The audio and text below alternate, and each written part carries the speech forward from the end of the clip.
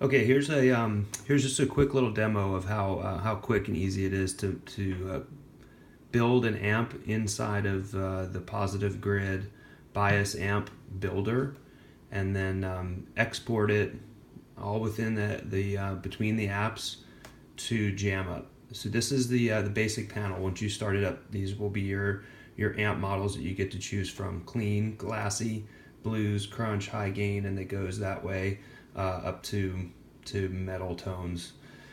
So under the blues, you got a few different ones, and under glassy, you have a few different ones, etc. So we'll just pick this. Supposed to be like a 63 Marshall. Okay. Pretty simple stuff. From there, this is where it gets cool. You touch this little icon here, and up comes all the great things that are cool about this. I can change out tubes in the preamp from 12AX7 to an AT7, and each of them has a little different characteristic behind them, which is the great part.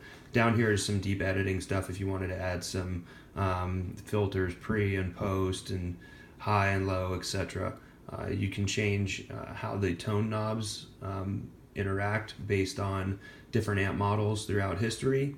You can change out your power amp tubes. This is an EL34. That's a pretty classic one. To an EL84 and a 6L6. In the room, the sound is much different than you may be picking up on the mic on the iPhone. You can change out the cabinets, and you can move this mic around virtually wherever you want, closer to the cone or further from, off axis, etc. So then, if I want to apply some effects to it, because there are no effects in Bias Amp, it's just an amp builder. Because I have JamUp on this iPad, I touch the JamUp app, which is right there, and it will fire up the JamUp app, which has effects already built in. And once that opens, it will bring that amp that I created into the app for me.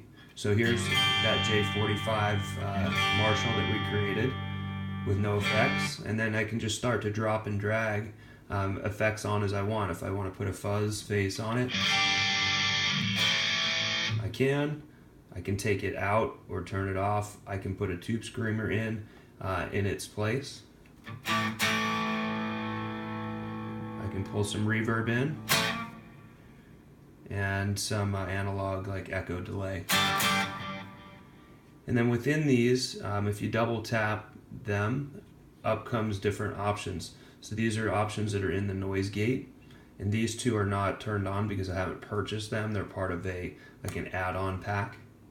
Here's some filters. There's an EQ filter currently available in the models that I carry. These are different stomps. This is like a Dynacomp, a tube screamer, an old Boss overdrive. Different delays. This would be like a Boss DD3 or DD1. Different modulation effects, and there's quite a few of these that come in the basic setup, and then a whole lot more that you can buy later. And then different reverbs, a digital reverb like a 63 Fender Spring type reverb. And all of these can be applied in different places inside your chain. So if I wanted to experience, say, putting the fuzz face after the amp, you just drop and drag it. Or if I want to, for some reason, move the delay in front of the amp, etc., wherever you want to put it, you can try it, and it alters the sound accordingly. So that's how you move an amp out of Bias Amp and into JamUp, so that you can go and play around. Once you've created the amp you want, you just go right into any of these banks that are available to you down here, hold it down, and you can name your amp, and it will save it all for you.